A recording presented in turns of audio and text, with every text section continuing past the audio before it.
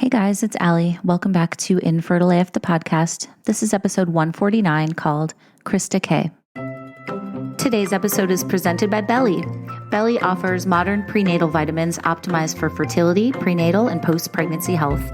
To learn more about how to optimize your fertility and pregnancy health, check out their vegan-friendly, dairy-free, non-GMO vitamins for both men and women at bellybaby.com. That's spelled BELIBABY.com. The best part, if you use code ALLIE15, you'll get 15% off your first month of either Belly Women or Belly Men.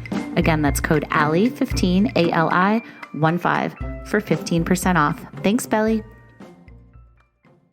All right, guys. So I'm so glad that you're here today. I have a very raw, pretty devastating story to share with you guys today. We're going to talk to Krista, who's a nurse, and she's going to tell us all about her infertility journey and the stillbirth that she endured just a handful of months ago. So I just wanted to let you guys know off the top that this one is, parts of it are hard to listen to and it's pretty raw. But the reason that I wanted to share this and all of these stories is because it's real and it happened to Krista and her husband. And she wanted to share it because she thinks, she actually DM'd me. I'm going to read her DM. She says, not only do I think it would be helpful because I had a stillbirth and to provide a sense of connection community for other people with other losses, but I've also dealt with IVF and infertility, which adds another level of complexity to the loss. So, like I said, this is not an easy one to listen to, but Krista's amazing. And this is a real story. And they're still, going through their journey.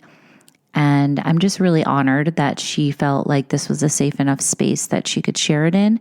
And I know you will all appreciate her candor and her honesty. So if this one's not for you, I understand. But if you have anybody who has gone through this, please pass it along because this just doesn't get talked about enough. I'm flubbing my words because it's so heavy. But anyway, thank you for being here. Thank you so much to Krista. And without further ado, this is Krista's infertility story.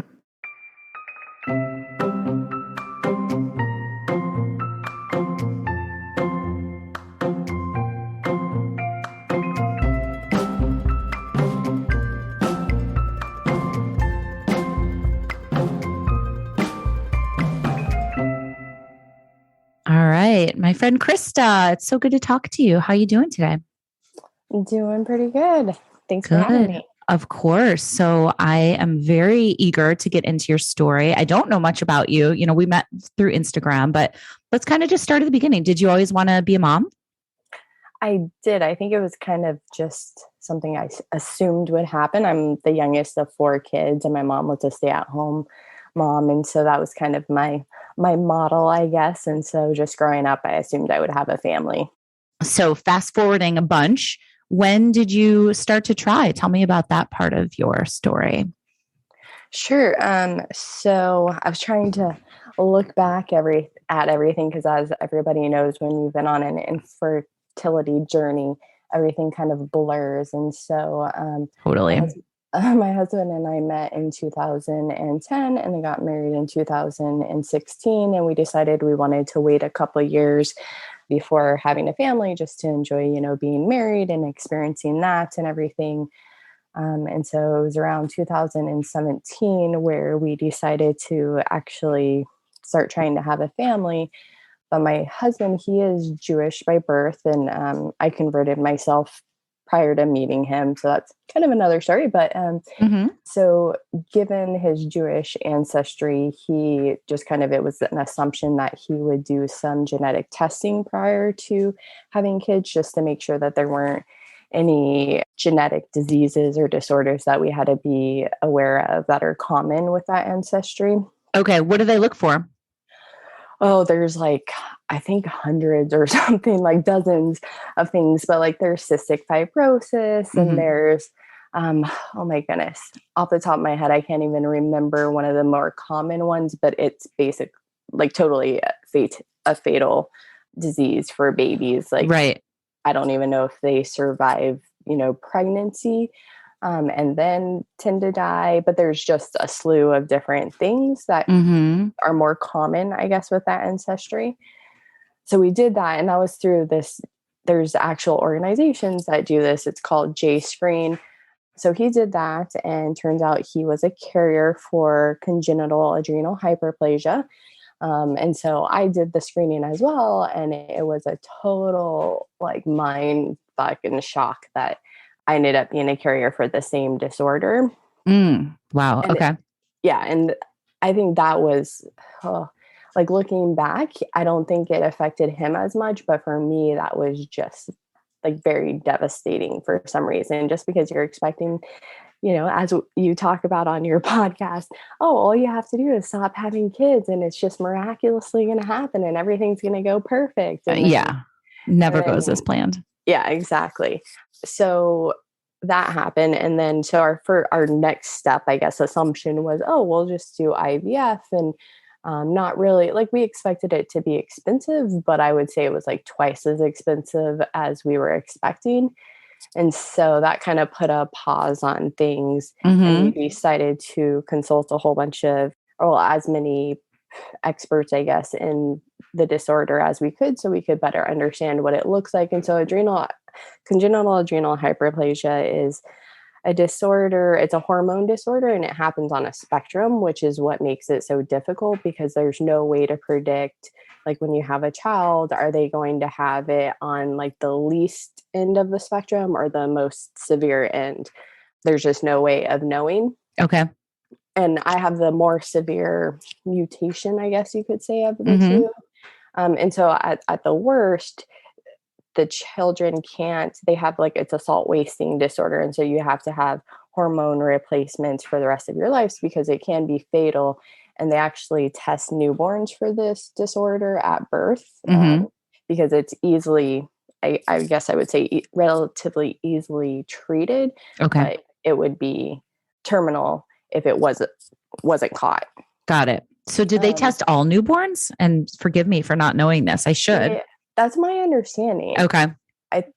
I mean, I have that stuck in my head for some reason that is the case. Okay. So yes, that's my understanding, because like I said, it's easily treated. And I want to say it's like 1 in 100,000 babies have it or something like that. And so it's more common, I think, than people realize. So that's the end, like the most severe. And then like kind of like middle ground, I guess, is it can cause infertility in children, like lower stature. Females can have more ambiguous genitalia, which I think that kind of freaked us out as like having, starting off having kids. And if you have a daughter and she looks more like she has masculine genitalia, it's just scary for when you're thinking of having kids. And you want to start your kids off on the best foot as you possibly can. Right. So we consulted, like I talked with an adult endocrinologist, which was no help whatsoever. I like literally, it sounded like she was reading out of a textbook about the information. I'm like, okay, I can do that. I haven't mentioned this, but I'm a nurse by background. So, I can look this information up myself. Right. Of course. Have a decent understanding of it. And then we finally consulted with a pediatric endocrinologist. And that was a huge help and made us feel a lot more comfortable at the idea of trying naturally. And that it's just, very treatable and not as severe as like reading it out of a textbook or online or whatever presents the information to be. And so we tried naturally for a while. Okay. And that's kind of a blur too, because I know, like, looking back, people are like, oh, we tried, but we didn't really try, or we tried ovulation kits. And I vaguely remember using ovulation kits, but I also, looking back, don't have confidence with them. Like, I'm not sure. Like, I almost question, was I ovulating on, like, actually ovulating? Like, they had the smiley face ones and the ones where they're supposed to like shake or something. And I never got where they like shook, and it would be like several days where they would be smiley faces. And so I'm just not convinced. Not sure if it was absolutely correct for you. Yeah. Yeah. That makes sense. Yeah. So did that, and then weren't having success. And then we circled back around to IVF. And that was after, it wasn't quite a year of trying it. By that time I was about 34 before, I want to say. Mm-hmm. And my husband was like, yeah, just talk to them. And we didn't have any problems with the IVF doctors taking us seriously. And I don't know if part of that is because we also have the disorder and had originally gone in there prior to fertility, or if Right. they're just like, hey, yeah, like the science of waiting a year isn't necessarily accurate, or what be it. Yeah. Was the case though that you didn't have insurance coverage, right? So that was part of the hesitation initially. I would say so. Yes, we Yeah. definitely did not have I think a coverage. lot of So people can relate to that. if we had insurance coverage at the very beginning of this, we would have just gone straight for the IVF. I'm Got sure. it. And at that time, we were even considering IUI because we were willing to try naturally. And we were going to go that route. And before that, I took like 1 month of Clomid, and that wasn't successful. And then just after further discussion, we're like, let's just go straight for IVF, just because of, the science and the rates of success on the IUI. And it takes like 4 times on average before you're successful, which is basically the same cost as IVF. We're like, if we're going to invest in this, let's just get it done. Right. Yeah, that makes sense. So we were on the cusp of that, I want to say in the spring around like April-ish of 2019. So 2017 to 2019, trying naturally, getting information about everything. And then we were, like I said, right on the cusp of doing it. And then we had to hit pause because my husband and I needed to regroup on our relationship. I know you talk a lot about the toll of everything. Yes, On 100%. relationships. Yeah. And I think it was more than just the fertility for us. Just we were, young. Communication is I think with most relationships, the biggest thing where we just weren't communicating well. And so we needed to take a pause on things for each other, work on our relationship.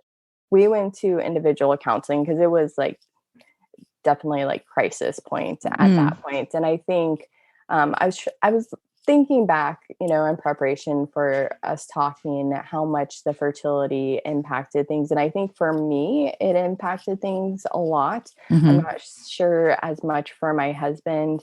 Like I said, when I found out we were both carriers of congenital adrenal hyperplasia, that was like really rocked my world. And I think that was just kind of, I don't know, almost the epitome of how much more I struggled with this than my husband. I think he's just very logical and like, oh, well, we'll do X, Y, and Z, and this will happen. And so we definitely needed to regroup and come to terms with like how each of us approach life in general. Yeah, that makes a lot of sense. Yeah. And then how to make that work as a couple. And so we did I did individual counseling myself as well, but individual and then couples counseling, just to kind of get us, what do we both want out of our marriage? What do I want as an individual? And how do I want to bring that to our marriage? And then in 2020, it was in the fall because I had my retrieval in October. We had 20 eggs that were originally retrieved.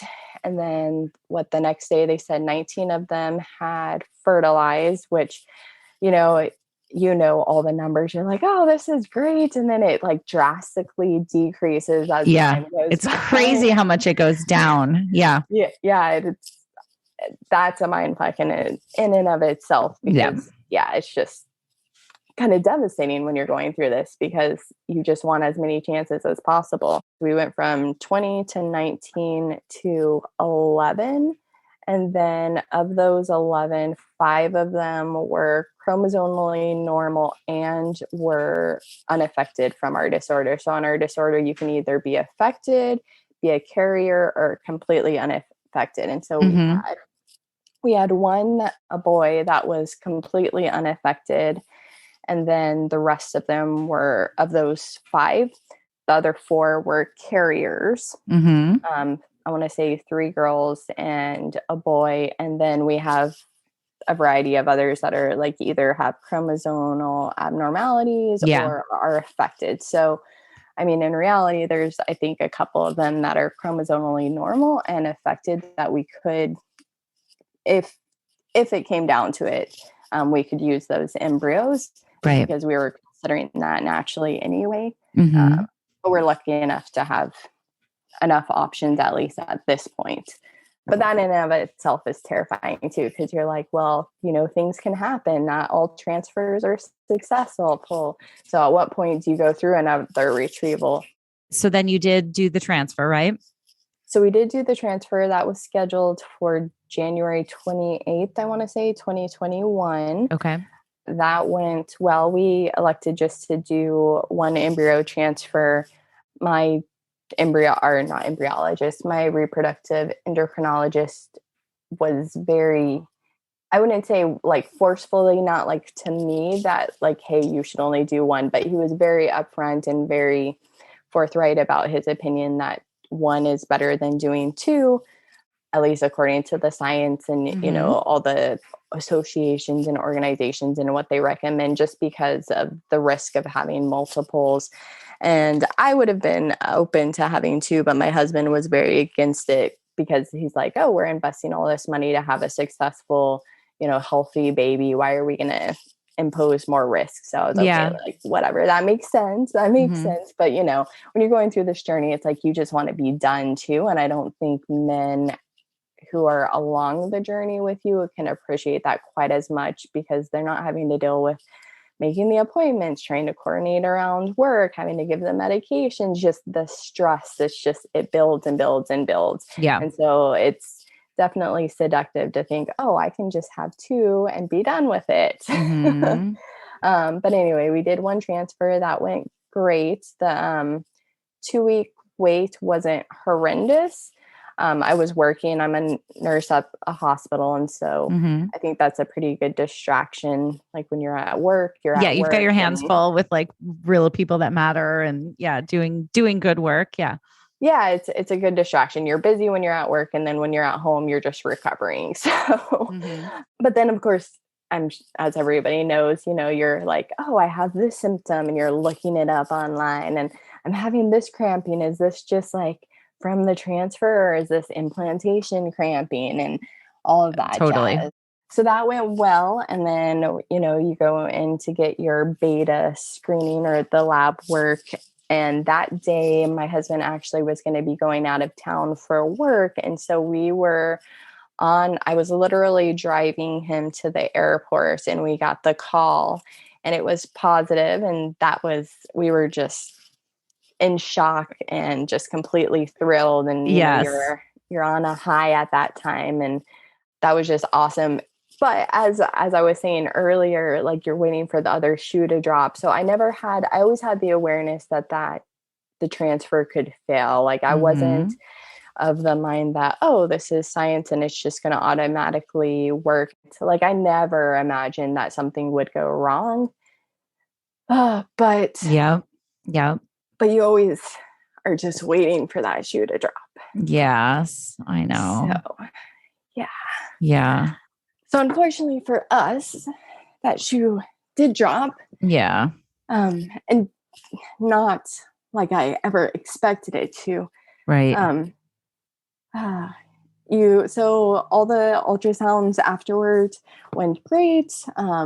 Ended up getting transferred to an OB outside of the clinic. Yeah. Isn't that strange when you graduate from the RE and like go to the regular OB? We were talking about this in our we do a pregnancy and motherhood after infertility group with Fertility Rally. And so many of the women are like, I didn't want to leave the RE. Like you don't want that to leave that security blanket. You want the weekly monitoring and the weekly ultrasounds. And, when they're like, okay, off to the OB, you're like, wait, what? They don't know my whole story. They don't know what I've been through. It's hard. Yes, absolutely. I mean, I can't speak to everybody. Everybody's like the length of their journey is obviously different, but like you develop these relationships that are years long. And as you said, they know your story, they know your experiences, where you're coming from. And I think they have a greater appreciation for your experience because they know all that. So even if you bring that to your new OB, they're not immersed in that world. And so I don't know that they can fully appreciate what you've gone through to get where you're at. Right. Mm-hmm. Even when they're the best and like great, doctors and staff and teams and all of that. But yeah, so that's obviously a transition. So we transferred out and everything was going well, did, all the ultrasounds, 20-week ultrasounds. Even though we had all the genetic testing, our RE recommended that we still do any non-invasive testing. And then I was 27 weeks and I was working at the hospital. It was a weekend. And throughout my pregnancy, I feel like everything was a little late for me somewhat. Like they say around is it as early as 16 weeks, 16 to 20 weeks that you can start feeling the baby move. Yeah. And I was right around 20 weeks to maybe a little bit later. And I was also, it wasn't until the very end, like 27 weeks, maybe around like 24 to 27, where I was really starting to show at all. And that was like a teeny baby bump. Like I said, I have wide hips and I was just carrying very low. You could just barely tell. Like I was still wearing all of my normal clothes at that point. And so I was working that weekend. And when I'm working as a nurse, you're just so busy, you're moving around a lot. I never really felt the baby move a whole bunch. I did feel the baby move, but I think you're just so distracted. And then also they say with your movement, you kind of rock the baby to sleep and that sort of thing. Right. So were you still feeling though the anxiety and like the overall like waiting for the other shoe to drop, like you said? Oh, that's a good question. I think it was less so because I feel like you feel like you've made it through all the main like milestones. And so I feel like my anxiety had definitely decreased by that point, but it's all a blur as to like when that really ended. And I don't think it was ever like ultra pervasive for me, but just kind of in the backdrop, right? Like stuff has already gone wrong. Like, what else can go wrong sort of thing. Right. Yeah. And so I was working that weekend and like I said, not really feeling the baby move. And that wasn't especially like abnormal for me, but like looking back. So I was working a Saturday, Sunday. That Saturday I woke up and I was like ultra tired. Like abnormally. I mean, yeah, you're pregnant, you're tired, but it was like an unusual tiredness. And I kind of feel like that was my body telling me something. Yeah. Was it like a red flag alert, basically? I think in hindsight, but not something that you're aware of in the moment. Yeah. And then worked all day. And like I said, didn't really feel the baby moving as much, but working, distracted, that didn't seem abnormal. Went home and like I go home and I'm maybe awake for an hour, eating, getting ready for the next day, and then going to sleep. So not really thinking too much of it. And then the next day back to work, and that's in the back of my mind that I haven't really felt the baby moving like usual. And I had actually worked on a different unit the day before from the one that I was normally on. I floated to a different unit. And so what I had to, when I was talking earlier about like feeling the baby move, like when I was around like the 20 weeks or whatever, I was, like I said, it was a little later for me, but it was something that I was really paranoid about because I remember the doctor telling me about that. And during some of our discussions, she's also kind of like, hey, there's not much more I can do for you at this stage. It's you like paying attention to your body and the baby's movement sort of thing. So like when the baby's not starting to move, I'm starting to freak out. So I remember around that time I had gone on a baby moon to Hawaii and then come back to work, and we have Dopplers on the floor. So they just like listen to the heart rates, like we use them for pulses for like the wrists and the feet normally. But I popped that out and was like searching for the baby's heart rate, our heartbeat, and found it. And so this weekend that I was working, when I was back on the floor and on my morning break, I grabbed that. And I was in the break room. And so I was trying to find the baby's heart rate or heartbeat, and I couldn't find it, but I wasn't like especially worried about it. Yeah. Just because I know like, hey, even though I'm a professional, they're still challenging to use sometimes. So I wasn't super worried, and I went back out to the floor, and my coworker who had gone through all the IVF herself was working that day as well, charging. And I was like, hey, I think I'm going to run by L&D later. just to check things out. I haven't been feeling the baby move as much. Yeah. And so she actually called over there. I think she had like a friend who is an L&D nurse and just let them know what was going on. And they wanted me to come right over, which kind of surprised me. And it was a really stressful morning at work. So I was just like, I don't know if it was that, if my body was telling me something was going on. Yeah. But I remember just being very emotional on the walk over. Like prior to that, talking to a coworker before I was leaving and just like getting tearful and then walking. They're separate buildings, although they're connected. So I had gone outside to walk to the building and I'm just like tearing up and I'm telling myself, oh, everything's going to be fine. Don't worry. Or just like overreacting. And my heart is starting to race. Krista, yeah. This is hard to hear. And I know it's hard for you to tell too. Yeah. And so went over there and went into triage and they're, do the ultrasound and they're picking up a heartbeat, but which now I know was my own heartbeat. Oh. And it would have been understandably like super low because, the babies are supposed to be like 120, 160 between there or something.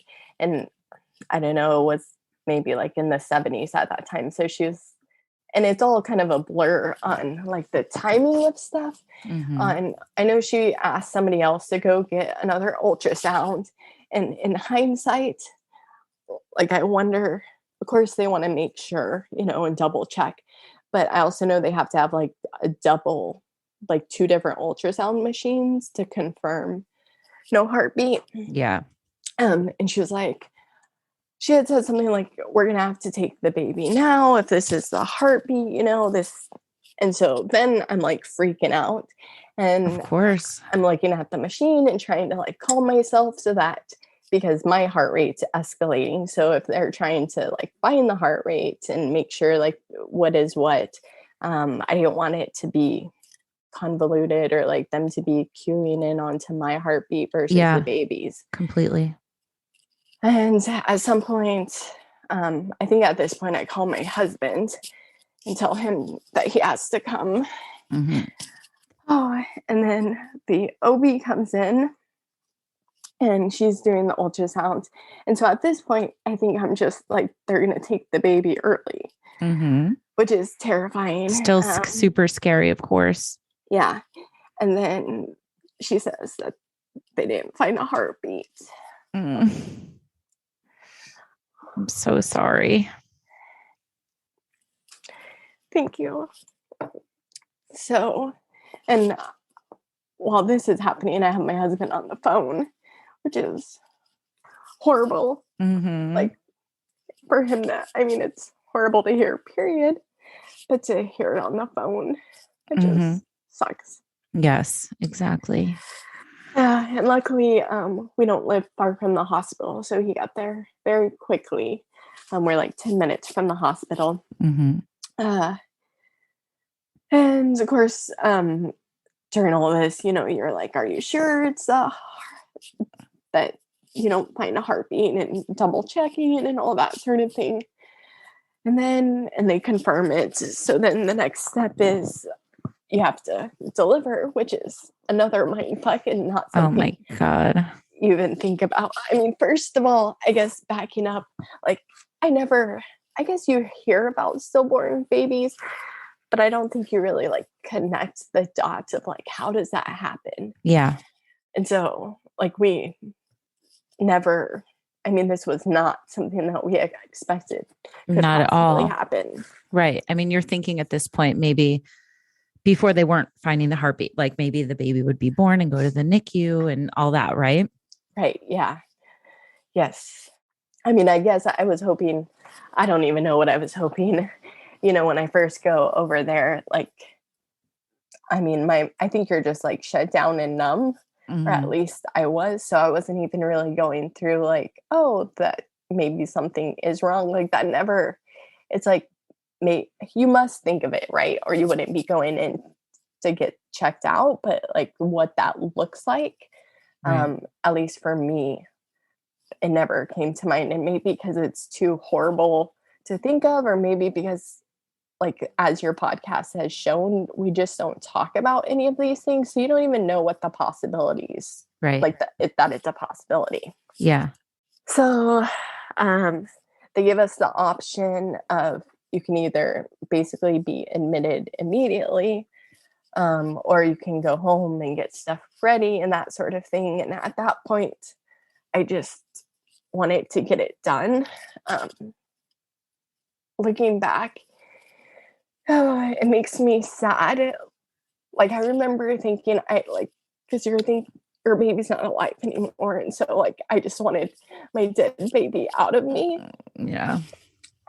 But looking back, that makes me really sad because, like, he was still with me at that point. Yeah. I'm And you so can't. sorry, Krista. Thank you. And that's like all that you have, like, that time with him. So Yeah. Right. Right. I mean, how do point, you even decide that? And you're probably in shock. absolutely. And, I get it. I totally get it. I was completely numb.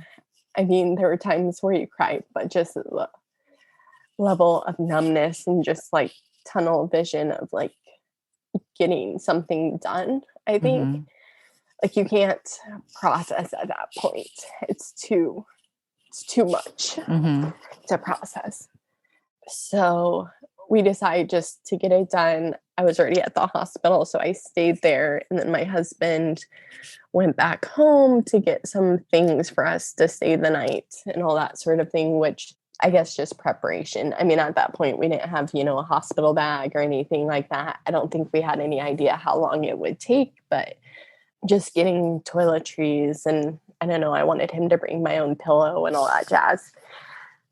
And we actually had one of our neighbors take him back. So it was a neighbor who knew I was pregnant and knew our whole fertility journey. And so sharing what was going on with him and his family. And that's another thing that immediately comes to mind when something like this happens, is like that you have to tell everybody, which is and that was really hard as well. I mean, actually it's hard, but this was July 18th, or yes, 18th was when we actually went in. It was that Sunday.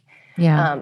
But that 4th of July, every 4th of July, we have a family reunion, and a whole bunch of like cousins and aunts and uncles get together. And we had just told everybody that we were pregnant. Yeah. And that also, I think, speaks to, like, brings up, I mean, obviously you have a dream and an image of what your life after having a baby is going to look like once you're pregnant.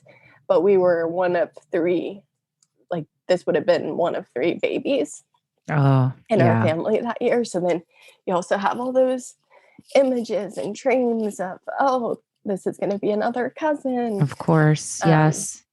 And it's so hard too, as time goes on and you see those babies growing up and you think of what could have been and what you lost. And that's really hard too. Yeah, absolutely. Yeah.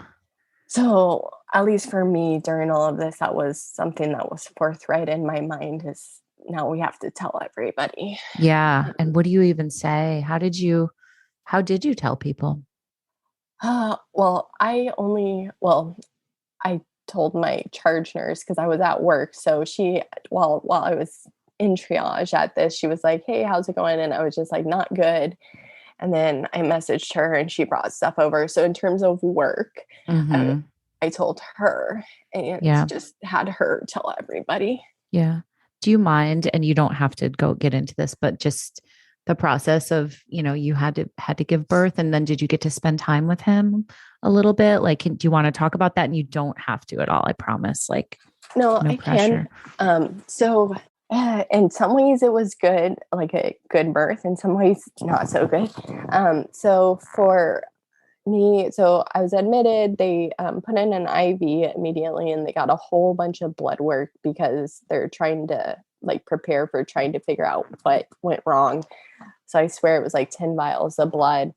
Did that. And then my OB wasn't laborist. So laborist is, the OB doctor that's actually at the hospital, continuously at that time. And then my OB doctor, she's actually a family practice / OB doctor. So they called her in. So my induction started. So they have to induce you because my body, I was 27 weeks. My body wasn't ready to go into labor. And even if you were more advanced, they still may have, that's another story for depending on where you're at, I guess, in your pregnancy. Yeah. But I was induced at noon, and they started with misoprostol or miso. And so it's basically a vaginal suppository. It's I want to say it's a cervical ripening type medication that they have to insert as close to your cervix as possible.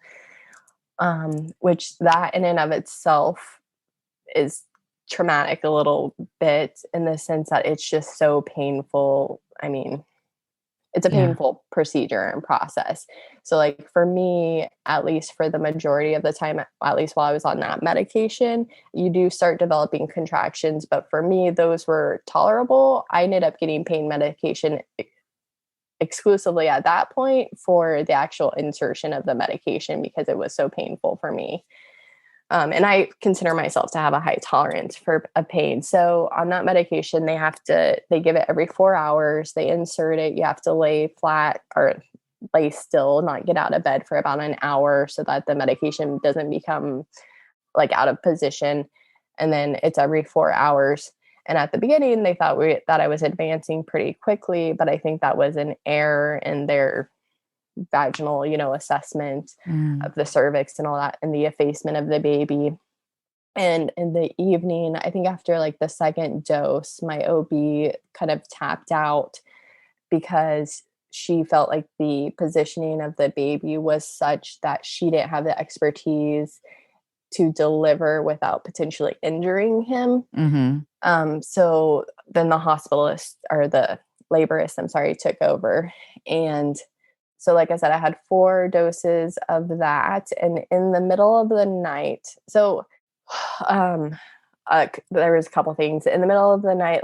They tell you that when you're getting close, you feel like you're going to have a bowel movement, all of these sort of things. And then because the baby is so small, they're also worried about you going to the bathroom, and they have hats in there in case when you go to the bathroom, the baby basically falls out. Yeah. So I'm thinking of all these things. And then I think also the process of just your body contracting and everything inside in that area is contracting. So I was paranoid that I had am I getting close to laboring the baby, having the baby? Do I just have to go to the bathroom? I started getting a temperature, all of this at once. And when I get overheated, I almost pass out. So I remember in the middle of the night, almost getting close to between being overheated, nauseous, and pain, feeling like I was going to pass out. Oh man. And having to call the nurse. And up until then I was fine. And then once, I got some pain medicine and nausea medicine, I was fine for a while, but then it just kept, because of this medication, it's a rare side effect, but you can develop a fever and signs of an infection. So they were worried about that because I did have a temperature. I had an elevated white blood count. So there was that on top of everything. So then they're starting to give me fluids and antibiotics. And then in the morning, they decided that they were going to switch me to Pitocin because the misoprostol wasn't being effective after 4 doses. So they did that in addition to a mechanical induction. So it's kind of like a urinary catheter, but they stick it up your cervix and then inflate a balloon on either side with saline. And it's once it came out, I was shocked because it's basically the size of a Coke can. Wow. And for me, that was fine. I guess that can be very, very uncomfortable for women. But that was fine for me. It was more the Pitocin because as I understand it, it causes you to contract, but unlike natural labor, there's an ebb and flow of contractions where there is some relief and there's no relief once you have the Pitocin and the contractions really start going. Right. so that was like, I've never had pain like that before. Like I said, I feel like I have a high tolerance for pain, and my goal was always to have a natural birth. But at that point, it was like so unbearable, like where you're just like fogging out. And I got an epidural at that point, which was great. I had a really good epidural where I could still move my legs some, but the pain was completely gone. And then oh my goodness, so I gave birth, it was at like 4 o'clock. So it was like right before then that the doctor and the nurse were like, oh, let's check and see where you're at. And I remember having been in bed with my husband, and then we were like cuddling in bed and just like talking and being close to each other. And I had my knees up a little bit, and I kind of felt like maybe, I mean, they warn you basically that the baby can essentially fall out because they're giving you all these medications and the baby's so small. Right. And I feel like I kind of felt something, but I wasn't sure. And I didn't ask, like, I don't know, like I remember this, but I guess I didn't maybe want to ask, or I don't know. Yeah. But when they checked, I think he had already delivered. And I don't remember off the top of my head. He was like 1 pound and 10 ounces or something. It's all a blur for me at that point. And we didn't know it was a boy. So we found out it was a boy, which I was super excited about. Like, I had always wanted our firstborn to be a boy. Yeah. I mean, I would have been happy with whatever, but it was just, if I could have had my way. And that's another thing through all of this, that like we had names picked out, but we didn't want to use those names, which I feel like when you say out loud and are trying to explain it, sounds kind of horrible to a certain extent. But no, I don't. I get it. I understand. And especially because we're Jewish, we were wanting to do Jewish names, biblical names, and also family names if they could be incorporated. But at the same time, like I said, you don't want to necessarily use, like, it's meant to be a blessing, and like, not like it wouldn't have been a blessing for him to have a family name, but like you want it to be instilled in life. Yeah, I understand. And so we had to come up with names, and we chose Ezekiel Noah, because Ezekiel means like with going up with God, basically being up with God, and then Noah is peace. So yeah, some of those things, not only is it a shock having to labor at this point, like not something you expect. I think my first thought was like, oh, I'm going to have a C-section, but no, you have to deliver your baby. Right. And then you have to potentially come up with names if you haven't already, or I guess you don't have to, but we chose to. Right. And then you also have to, like, you don't think of it, but I guess after like 24 weeks, you have to either bury your baby or cremate your baby.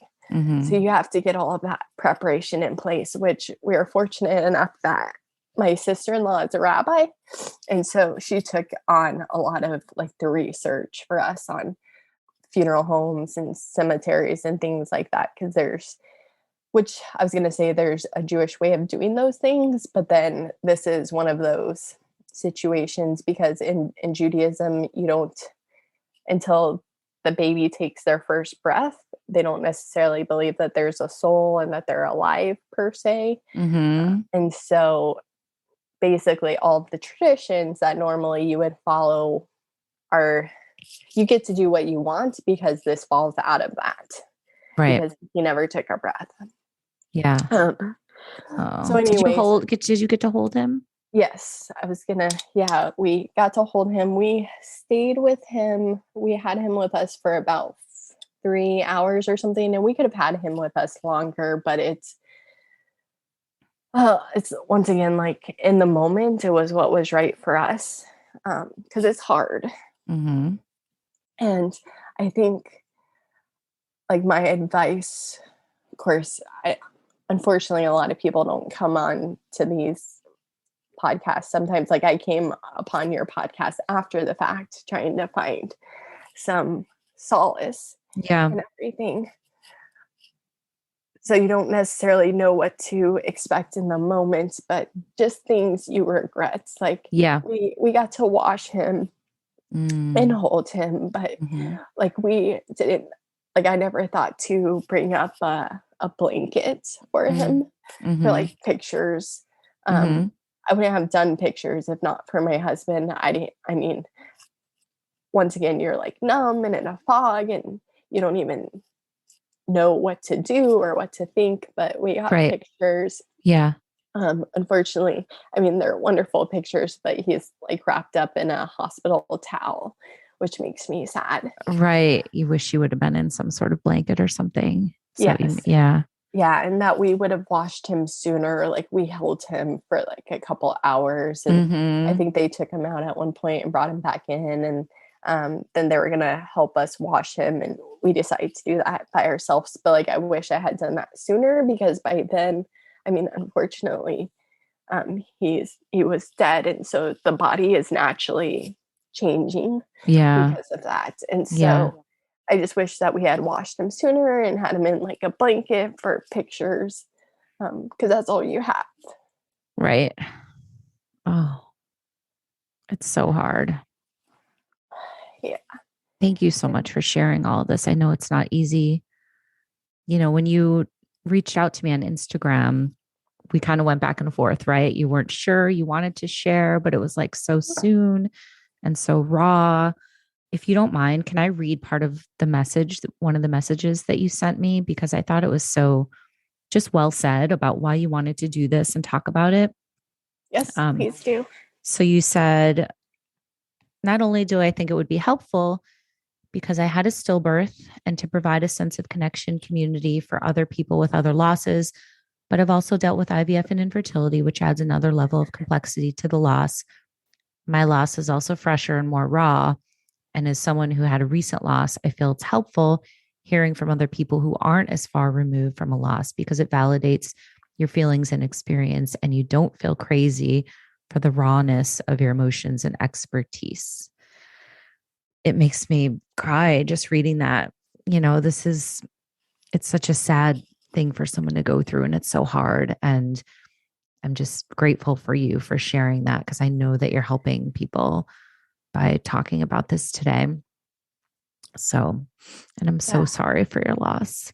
Thank you. And thank you for having a platform where, you know, couples, women can share about their fertility journeys, which include, as we know, you know, miscarriage and stillbirth, and of course, validate those experiences. And like, for instance, like, my anxiety was off the roof after all of this happened. Like, I've always been a high stress person, but like, I don't know, it changes you. Like, fertility is its own level of, you know, stress and health, and then miscarriages and stillbirths and that loss. And I think most of us have lost someone in our lives, usually, you know, by adulthood. And so we have that kind of as the template for what loss looks like. But this is, I've learned, unlike anything I've ever experienced. It's very different, because it's not only the loss of a child, but of like unmet dreams. And when you go through infertility and all of this, or I guess it doesn't matter, but I think at least with my story, especially because of that, like, the baby is wanted so much.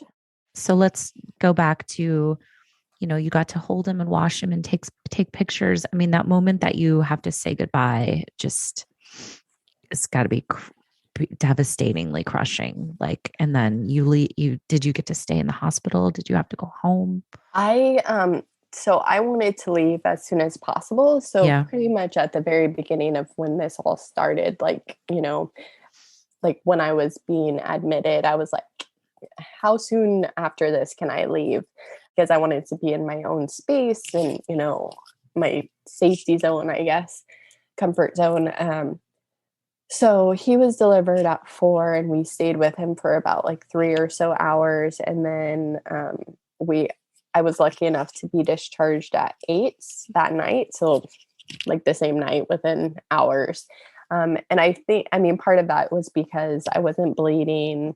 I didn't have any complications and I was a nurse and my husband's also a nurse. And so I think and I would expect also our situation, they can just understand that you need to cope with this however you need to. But either way, I was lucky enough that they were very supportive of that.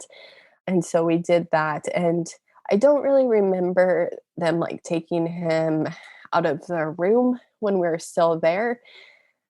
But I do remember, and I kind of regret this, like I had wanted to say goodbye to him before. Mm-hmm.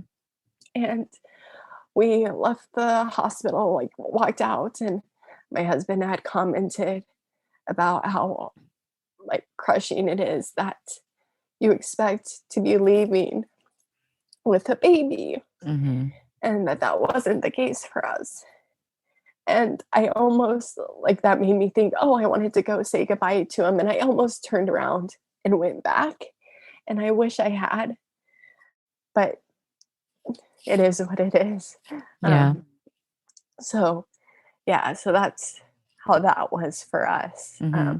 And then just, that drive home, and you're just numb at that point and exhausted because you haven't slept the entire time. So right. And I imagine you're like, did that just happen? How the fuck did that just happen? Like, what in the actual hell is happening? Like, yeah, you're always kind of looking, I don't want to say for the silver lining, but I remember like you're hopeful as you're being induced that, oh, maybe he'll actually cry. Yeah. Or once you're home, I would say for at least the first month, maybe, I don't know. I took off, I'm in Washington State. And so we have family like leave for when you have a baby or you adopt. And so I qualified for that leave.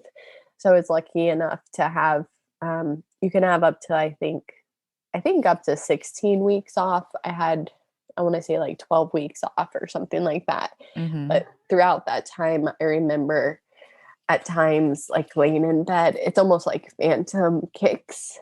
Like you're kind of, I don't know that I actually ever felt it, but like, you just remember laying in bed and having your hand on your stomach and feeling the kicking. And so that doesn't just go away. Mm-hmm.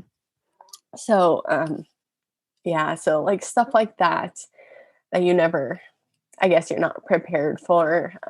We were fortunate enough, although unfortunately, and you'll know what I mean, like when you're part of this gang, right? Like it's like the best girl gang, but it's for the worst reasons ever.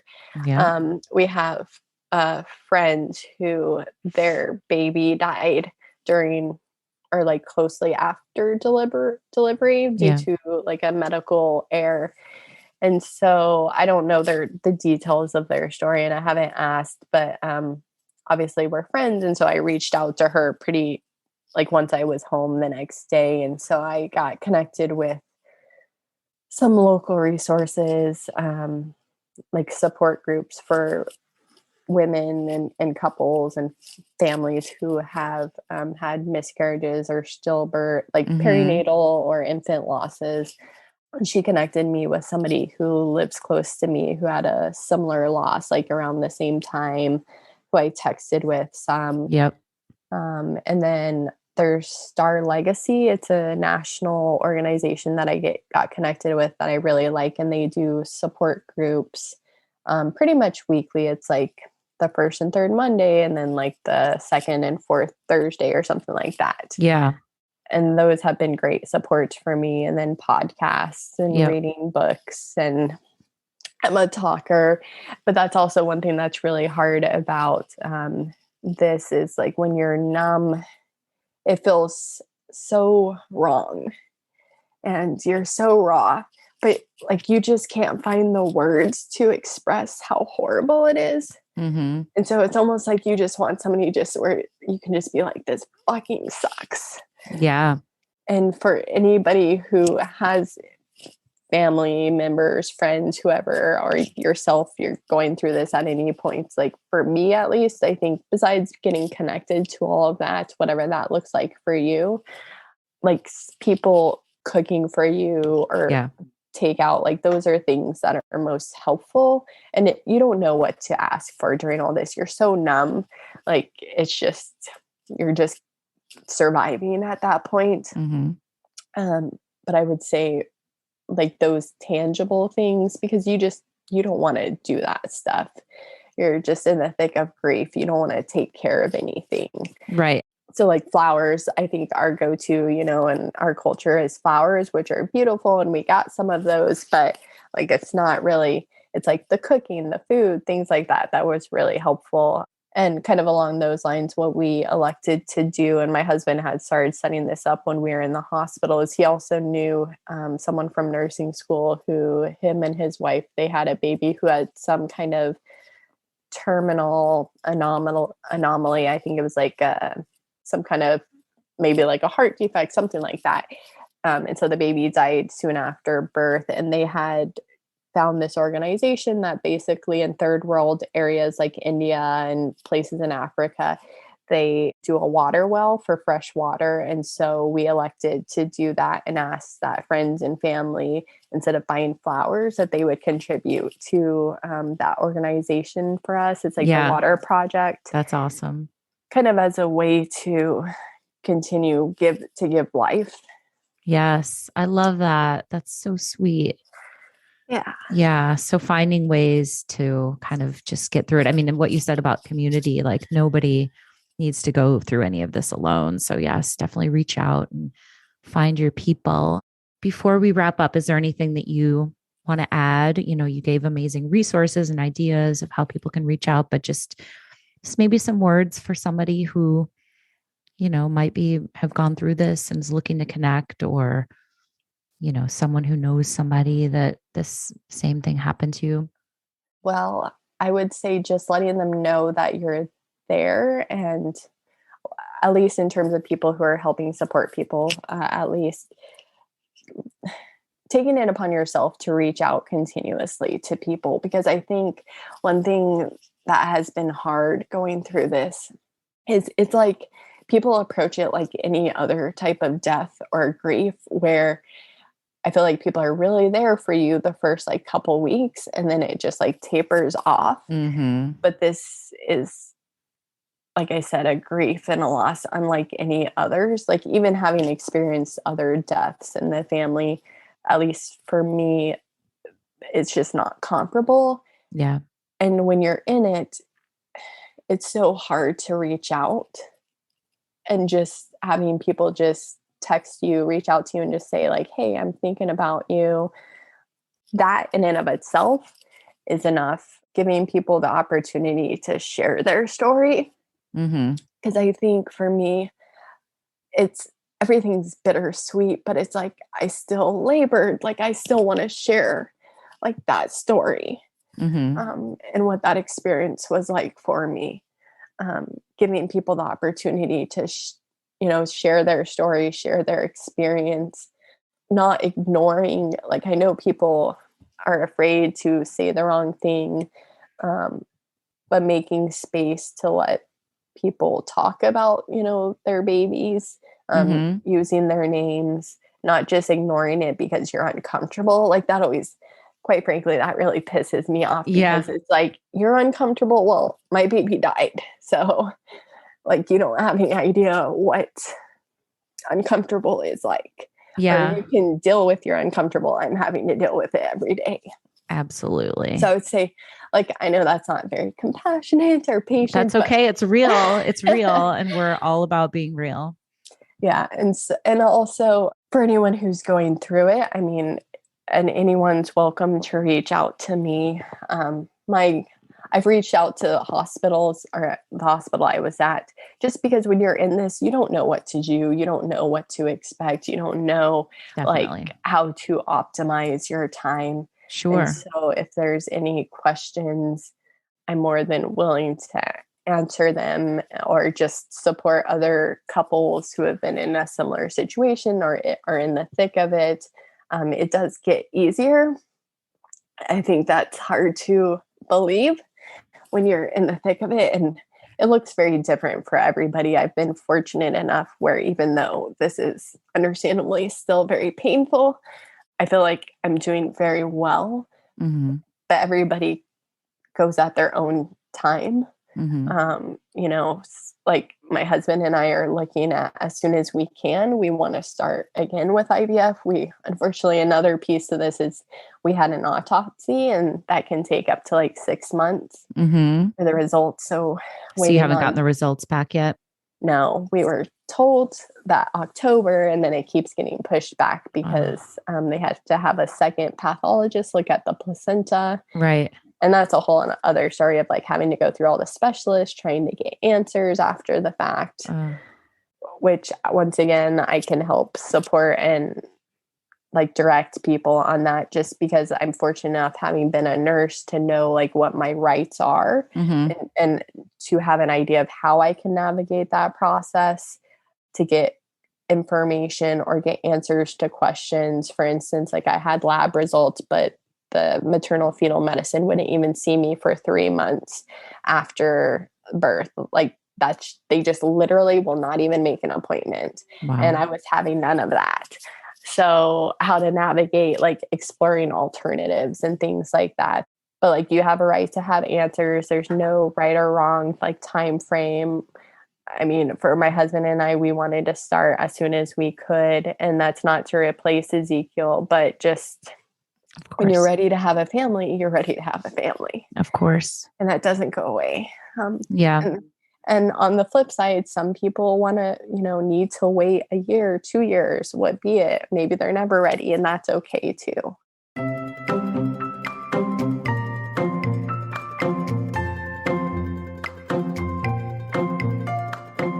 Okay. Woo, I'm getting a little emotional myself, even though I've heard this story a couple times now, but I hope that you guys got something out of that. If anybody has gone through a stillbirth or a loss like that, I'm so sorry. I really think Krista was great in articulating what they went through. And, like she said, you can reach out to her. She is on Instagram, and her handle is Krista, ChristaMV17 on Instagram. So she's happy to connect with you guys. And I am happy to connect with you always as well. So you can always reach out to me on Instagram at Infertile AF Stories. You can also reach out to me through Fertility Rally, which is our membership community. If you want to go to kick-ass weekly support groups with dozens of other women each week who are going through a myriad of issues but are there for you no matter what, please join our family. We would love to have you. It's the place I wish I had when I was in the thick of it, and it means the world to me. So thanks again for listening. Thank you so much to Krista. I'll talk to you guys next time.